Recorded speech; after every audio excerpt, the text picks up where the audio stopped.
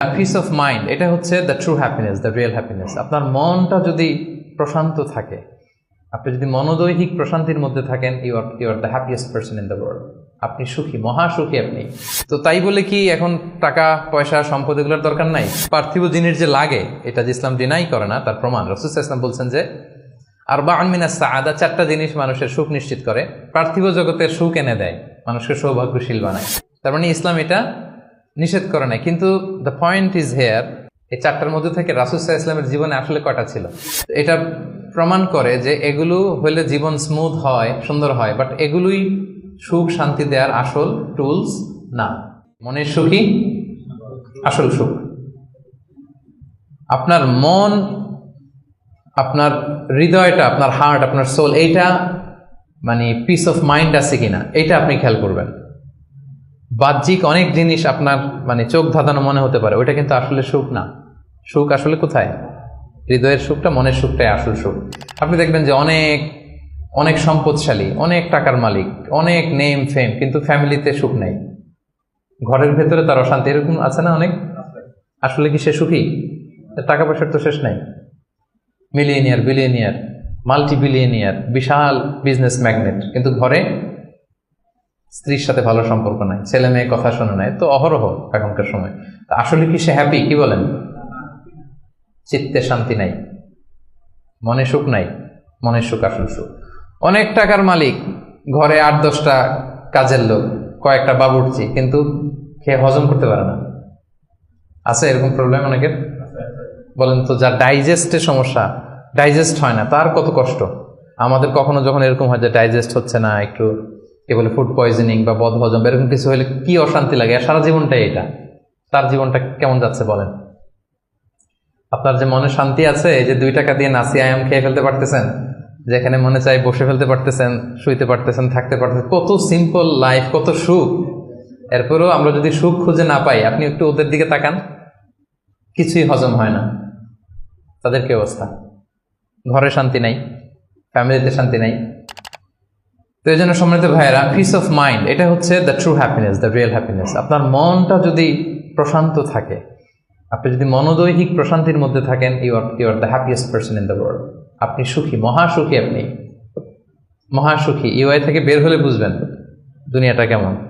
এখানে আমরাও তো ছাত্র জীবন কাটিয়েছি একটা সময়ে, সুবহানাল্লাহ। পারিবারিক জীবনে যাবেন, ক্যারিয়ার লাইফে যাবেন, বিজনেসে যাবেন, ব্যবসা যাবেন, দিনকে দিন জটিলতার মধ্যে আপনি আসবেন। এখন যে কত হ্যাপি লাইফ লিড করতেছেন আপনি কল্পনা করতে পারবেন না। এর জন্য শুকরগুজার হতে হবে। তো তাই বলে কি এখন টাকা পয়সা সম্পদ এগুলোর দরকার নাই? বাড়ি ঘর বাবুর্চি এগুলো দরকার নাই যেগুলো বলতেছিলাম না? দরকার আছে।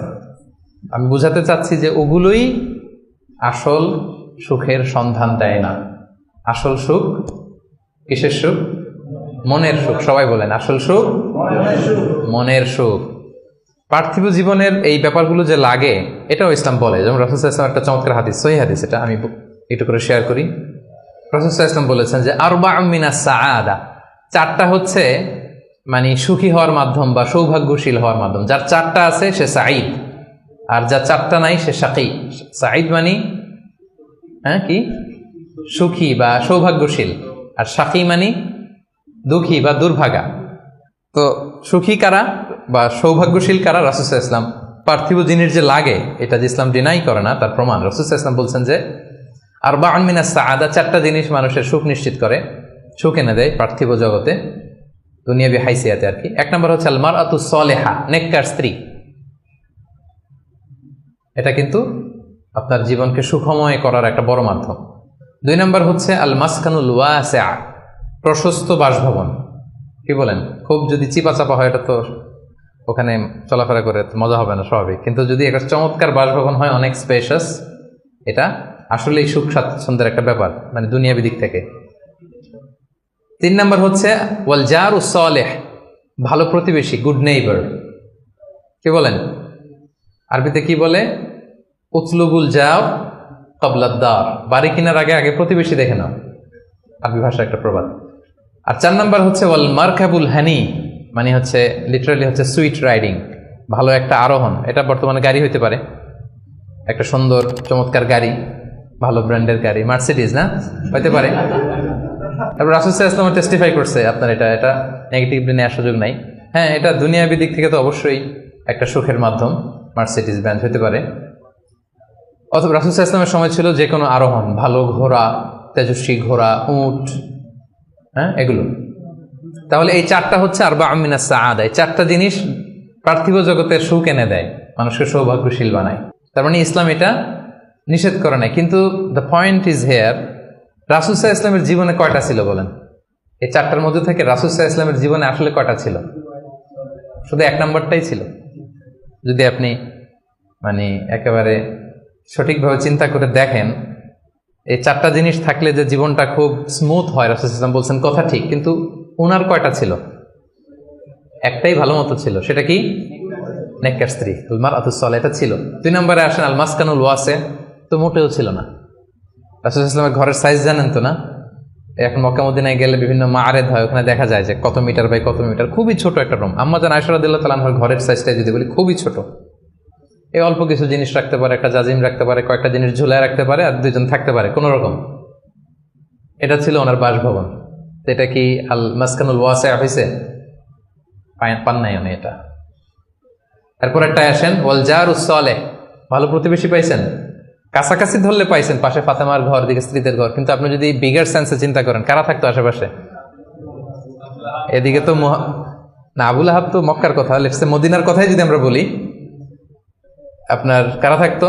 মুনাফিকদের একটা দল তো থাকতোই, আর 3 দিকে জিউস, ইহুদিরা, বনু কাইনুকা, বনু নাদির, বনু কুরাইযা। এরা কি করছে রাসূল সাল্লাল্লাহু আলাইহি ওয়াসাল্লামের সাথে? মানে ট্রেচারির যত ধরন হইতে পারে, বিট্রে করার যত ওয়ে হতে পারে, সবগুলো করেছে। একটা রাত শান্তিতে ঘুমাইতে পারে না এদের কারণে। এটা কবে পর্যন্ত? 5ম হিজরির আগ পর্যন্ত ঘুমাতে পারে নাই। বনু ওই কুরাইজাকে যখন করলেন, এক্সাইল করলেন, তারপর থেকে অনেকটা এই জিউসদের ঝামেলা থেকে উনি মুক্ত হয়েছেন। তাহলে চিন্তা করেন, এটাও ছিল না। এরপর 4 নম্বরে যদি আসেন আল মারকাবাল হানি, ভালো যানবাহন বা ঘোড়া, এগুলো ছিল? অ্যাভারেজ ধরতে পারেন যেগুলো ছিল, কসওয়া, আদবা যা ছিল এগুলো অ্যাভারেজ টাইপের। তার মানে রাসূল সাল্লাল্লাহু আলাইহি ওয়াসাল্লামের কিন্তু এগুলো ছিল না। এটা প্রমাণ করে যে এগুলো হইলে জীবন স্মুথ হয়, সুন্দর হয়, বাট এগুলোই সুখ শান্তি দেওয়ার আসল টুলস না। আসল সুখ বলেন না একটু সবাই, আসল সুখ মনের সুখ। এটা খেয়াল রাখতে হবে। এটা আমি কোত্থেকে নিয়েছি? এটা হাদিস থেকে নিয়েছি। এই যে রাসূল সাল্লাল্লাহু আলাইহি ওয়াসাল্লাম বলছে যে লাইসাল গিনা আন কাসরাতিল আরাব, অনেক সম্পদ থাকলে এটাই অন্তরের মজা, শান্তি, প্রাচুর্যতা না। ওয়ালাকিন্নাল গিনা গিনান নাফস, মূল সুখ হচ্ছে অন্তরের সুখ, মূল ধনাঢ্যতা হচ্ছে অন্তরের ধনাঢ্যতা। আপনার অন্তর হ্যাপি তো সব হ্যাপি। আপনি না খেয়ে, সামান্য খেয়েও, আপনি ছোট্ট ঘরের ভিতরে আপনি সুখ আর সুখ। এরকম ফ্যামিলি আছে না? আপনারা কি মনে করেন যে রিক্সাওয়ালার যে বস্তির ভেতরে কুড়ে ঘরে কোনো সুখ নাই? কথা বলেন, আছে না? আছে। এদেরকেও আল্লাহ সুখের সন্ধান দিয়েছেন। তো নট নেসেসারি যে আপনার টাকা পয়সা এগুলো হইলেই সুখ হবে না। আরেকটা হাদিস আমি ইবনে মাজাহ থেকে একটু শোনাই, খুব চমৎকার হাদিস। হাদিসটা সুনান ইবনে মাজাহ এসেছে, মান কানাতিদ দুনিয়া হাম্মাহু ফারাহাল্লাহু আলাইহি আমরাহু ওয়া জাআলা ফাখরাহু বাইনা আইনাই। লম্বা হাদিস, আমি অর্থটা বলি। হাদিসটা একটু খেয়াল করেন আমার সাথে। রাসূল সাল্লাল্লাহু আলাইহি ওয়াসাল্লাম বলেছেন, পার্থিব চিন্তা যাকে মোহগ্রস্ত করবে, মানে যে দুনিয়া নিয়ে পেরেশান, তার কি হবে দেখেন? তার কাজকর্মে আল্লাহ তাআলা অস্থিরতা ঢেলে দিবেন, সে অস্থির হবে। দারিদ্রতা হবে তার নিত্যসঙ্গী, এবং এই পার্থিব স্বার্থ সে ততটুকুই পাবে যতটুকু তার তাকদিরে লেখা আছে, এর বেশি পাবে? অস্থির যদি হন, আপনি পেরেশান হন, যত পেরেশান হন, আপনার তাকদিরে যা লেখা তার চেয়ে 1 ইঞ্চিও বেশি পাওয়া যাবে নাকি? যাবে। আর যার উদ্দেশ্য হবে আখিরাত, আল্লাহ তার সবকিছু স্মুথ করে দিবেন, সুবহানাল্লাহ। তার অন্তরকে আল্লাহ তাআলা ঐশ্বর্যমণ্ডিত করে দিবেন। এই যেটা বলতেছিলাম যে ফাইনাল গিনা গিনান নাফস, অন্তরের সুখ, হৃদয়ের সুখী আসল সুখ, অন্তরের সুখী আসল সুখ। এবং দুনিয়া স্বয়ং তার সামনে এসে হাজির হবে। যার চিন্তা হচ্ছে আখিরাত নিয়ে, দুনিয়া আপনাতে এসে ধরা দিবে।